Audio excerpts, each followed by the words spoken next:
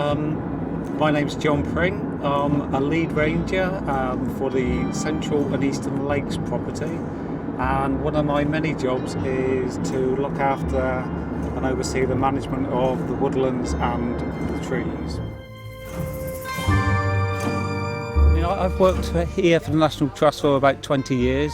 I must have driven from the Windermere to Ambleside Road many thousands of times, and it's only just recently dawned on me that this particular tree, and one or two others, really stand up above the canopy of the oak woodland. So it suddenly dawned on me they must be really tall. So I've set about investigating just how tall that tree is. So today we're hoping to meet Mark and Mick from Aspen Tree Management, who are going to climb the tree for us and get us a proper measurement of just how tall it is.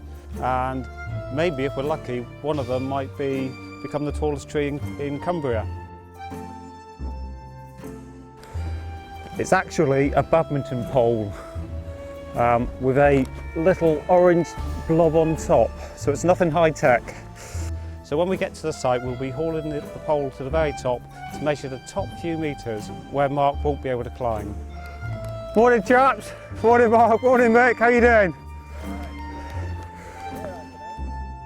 This is the first time we've really tried to measure a tree in this way, and so it's all a bit of an experiment to get to the top and to actually try and film from the top as well. So we haven't done it before, but we're kind of hopeful that it'll all work out well. Good shot. Just one sighter was needed. We also have to fix a couple of cameras up there, which is the most daunting thing, because they're very expensive. We don't want to drop them. Hopefully it'll all go well, and we'll get some good pictures at the end of the day. In the Victorian times, many of the rich industrialists bought up land, particularly on the shores of Lake Windermere, to build their country retreats, and this happened here. The house you can see down at the bottom there, Skelghyll Home, was built in about 1860 by a wealthy industrialist. And so within the grounds they planted a lot of specimen conifers, and also they chopped down a portion of Skelghyll Woods here to plant these exotic conifers, which had only just really been discovered from around the world. There's lots of public footpaths through Skelghyll Woods, but most people walk through from Ambleside through to Windermere, and very few people stop to explore. And what I'm trying to do here is to get people closer to nature and to get them to come and stand by these trees, because it's only when you stand right next to them that you fully appreciate just how big they are. Just to give you a sense of how big it is, I'm going to try and put my arms around it and see how far I get. Right, there might be a bit of grunting and a bit of gasping. There'd been more grunting if we carried the ladder.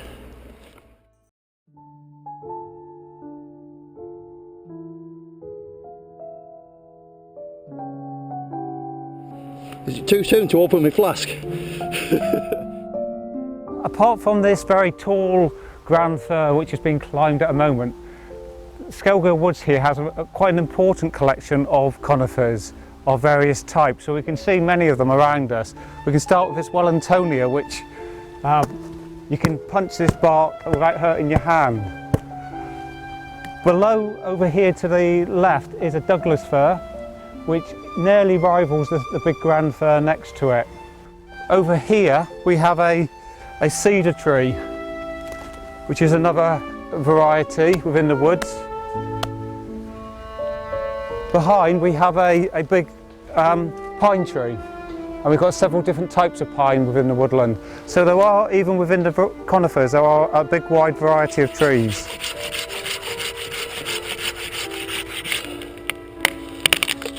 Look at that, even a natural tear.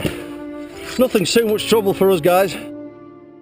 I've heard about the National Tree Register as it being a national charity that measures big tall trees, and they do it by country and by county, so I've been in touch with them, and they suggested that the real true measure of a tree is to try and get a tree climber to the top with a long tape and to measure it from the top.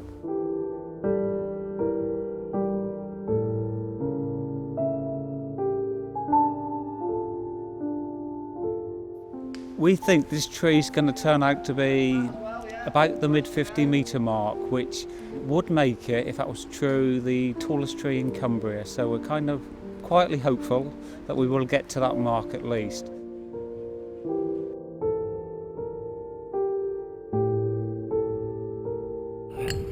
I have to push that up so it reaches the top of the tree.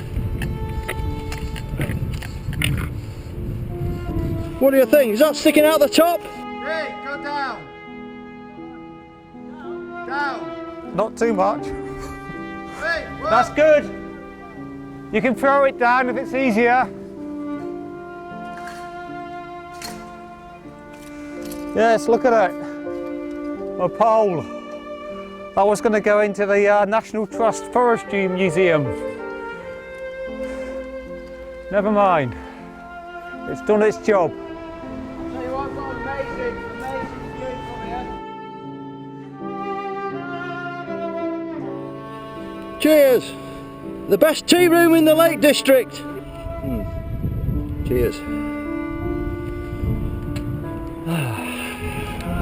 Fantastic view. I love it up here. Nothing like being at the top of a tree on a lovely day.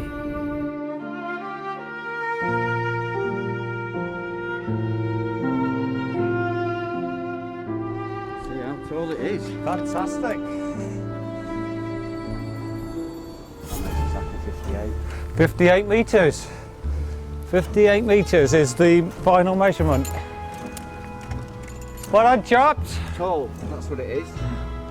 I think at 58 metres, that's got to be the tallest in Cumbria, and in fact the tallest in the northwest. Right, is it? It is. Excellent. Yeah. And amongst the top half dozen in England.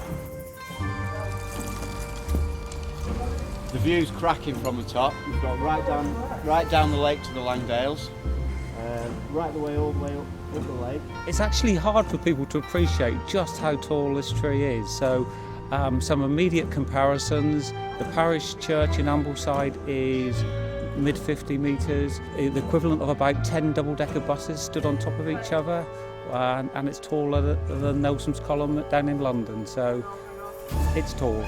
You keep going and you think, oh right, it's starting to open out now, Yeah. near the top. Yeah. And then you sort of come through the open out bit and there's another huge tree above you and you're like, hang on a minute, what's going on here? It's like Jack in the Beanstalk, just keep going. Just keeps going, right.